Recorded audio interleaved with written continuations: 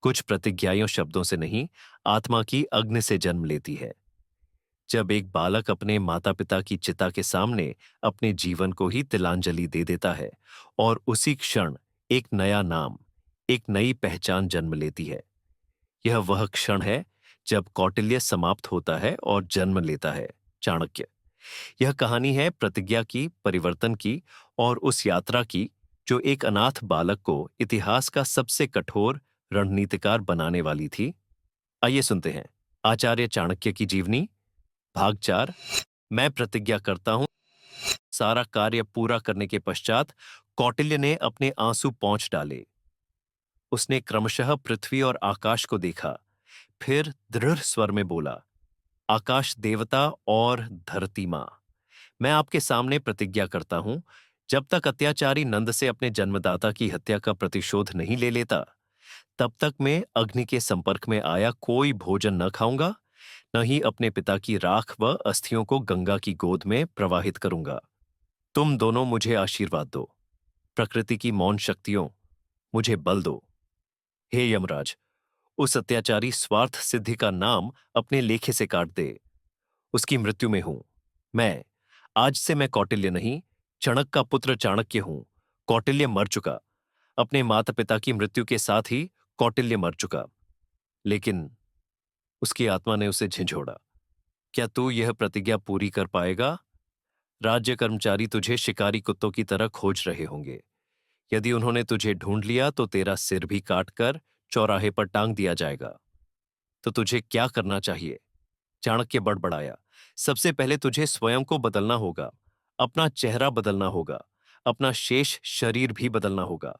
तेरी सुरक्षा के लिए यह नितांत आवश्यक है। तू स्वयं को बदल डाल। फिर युद्ध की शिक्षा ले। फिर राजनीति की शिक्षा ले। कूटनीति का ज्ञान प्राप्त कर। तब चाणक्य ने स्वयं को बदलने के लिए कोई उपाय सोचना शुरू कर दिया। आचार्य राधामोहन की शरण में प्रातः की वेला हो गई। आकाश में सिंदूरी आभा दिखाई देने लगी। लोग नित्य कर्म से निवृत्त होकर गंगा तट पर जाकर स्नान करने लगे। उन्हीं लोगों में एक थे आचार्य राधामोहन स्वामी। स्नान करने के बाद स्वामी जी ने गंगा जल की अंजलि अर्पित की, सूर्य को अर्घ्य दिया तथा उसकी उपासना की। इसके बाद वे नित्य की भांति की ओर चल दिए। प्रभु नाम का उच्चारण करते हुए वे अपनी ही धुन में चले जा रहे थे कि एकाएक उनका पैर कहीं टकराया। उन्होंने सिर झुकाकर देखा तो आश्चर्य में डूब गए। उनके सामने एक जले हुए शरीर वाला बालक बेसुध पड़ा था। अरे, ये बालक कौन है? वे चौंक कर बोले, मेरे लगता है ये किसी दुर्घटना का शिकार हो गया है। इसके बाद बालक के निकट जा बैठे तथा उसे होश में लाने का प्रयत्न करने लगे। बहुत देर बाद चाणक्य को होश आया। अपने सम्मुख एक ब्राह्मण को देखकर वह चौंक कर उठ बैठा तथा इधर उधर देखने लगा। चिंता न करो बालक, स्वामी जी बोले, जो अपना परिचय दो और यह भी बताओ कि तुम्हारी यह दशा कैसे हो गई। आप कौन है? चाणक्य ने पूछा। मैं राधा मोहन स्वामी हूं। गांव के विद्यालय में शिक्षक हूं। अकेला रहता हूं। जहां इस समय तुम बैठे हो, यह मेरा छोटा सा खेत है।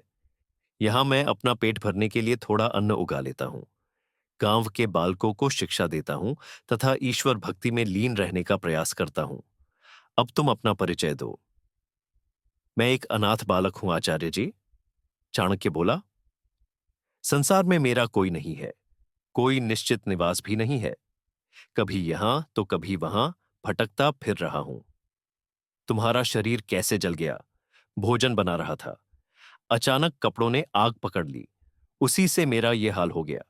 सोचा था गंगा में कूदकर अपने प्राण दे दूं, परंतु यह मुझसे नहीं हो सका।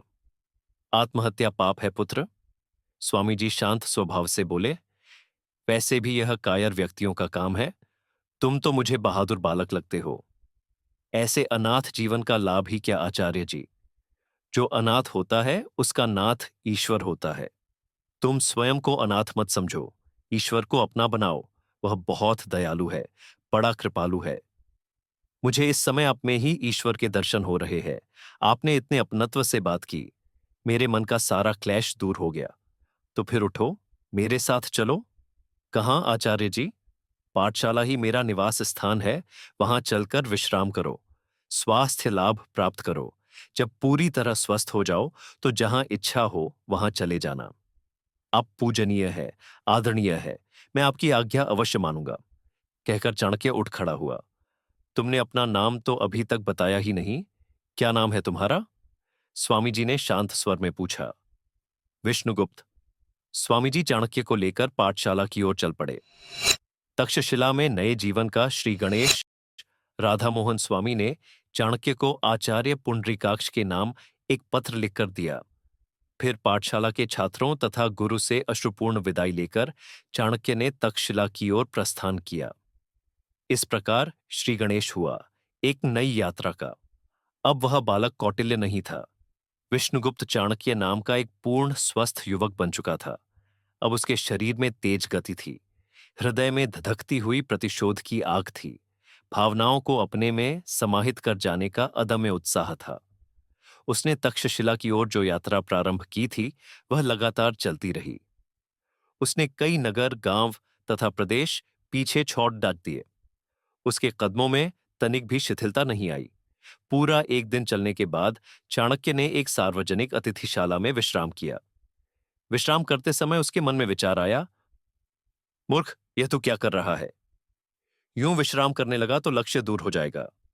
तू एक अविराम पथिक बन, तेरा काम रुकना नहीं, लगातार आगे बढ़ना है। अपने लक्ष्य को शीघ्रातिशीघ्र प्राप्त करना है। यह विचार मन में आते ही चाणक्य उठ खड़ा हुआ। उसने अपना सामान कंधे पर लादा और रात्रि के घोर अंधकार में वहां से चल पड़ा। आज आपने देखा कि कैसे पीड़ा ने चाणक्य को तोड़ा नहीं बल्कि गढ़ दिया, कैसे एक प्रतिज्ञा ने उसे पुराने जीवन से अलग कर दिया और कैसे त्याग, संयम और शिक्षा उसके नए अस्त्र बने। यह अध्याय यहीं समाप्त होता है, पर यात्रा अभी लंबी है, क्योंकि जो अग्नि आज भीतर जली है वही अग्नि आगे चलकर सिंहासन हिला देने वाली है। धैर्य रखिए, कथा जारी है। जय नीति। जय चाणक्य।